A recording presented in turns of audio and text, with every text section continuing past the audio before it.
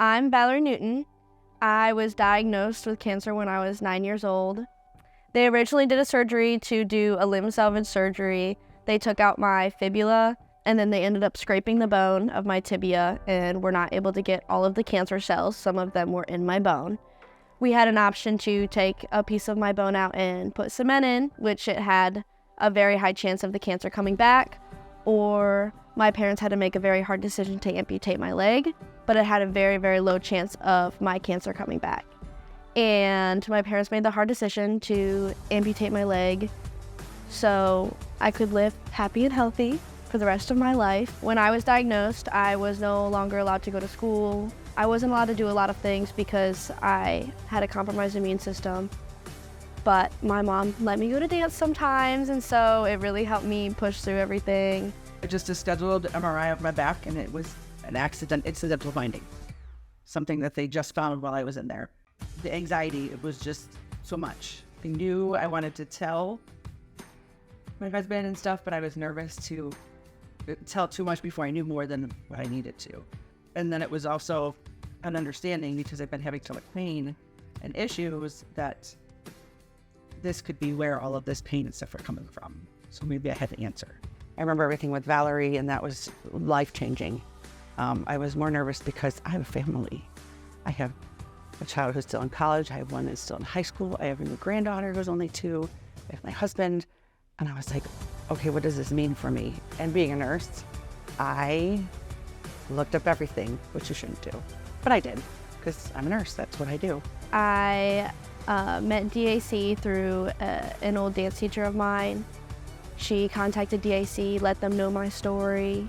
The resilience that they showed through the moment that they got Valory's diagnosis, to making the very difficult decision to amputate her leg, and then going through all of her treatment, just seeing them come together and just remembering what their values and what their, what they wanted to be as a family is so inspirational.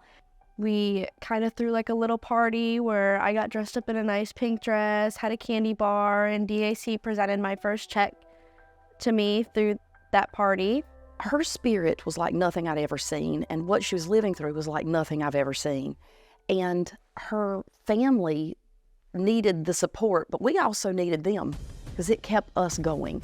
And I had Valory come out and dance for my students. She's danced at galas that I put on through Dancers Against Cancer. It's the benefactor. And it was so motivational for my dancers who are complaining over being too hot, or they're tired or whatever. And then they see this little girl that was a lot younger than them come in with a smile on her face, doing everything that they were doing. And they learned a lot of lessons from her. DAC was such a big support to me. They presented me with my check, they helped me with that party. They brought a lot of life into a very sad time and created a family for me to be supported. Even if I wasn't able to dance, I was still able to watch everybody dance, and I had the whole dance community support.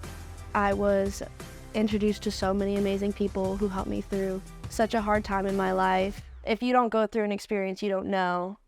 And Dancers Against Cancer has given me that family of people who can relate to me and know what I'm going through and know how hard it is.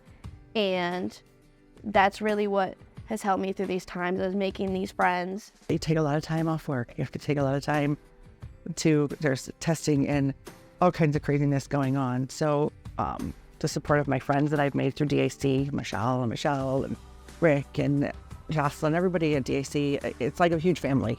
They provide so much support, and you get nervous when you're going to be off work for a period of time. When you're used to being the one in control and the one running everything and running the house and doing that, it's a very hard pill to swallow.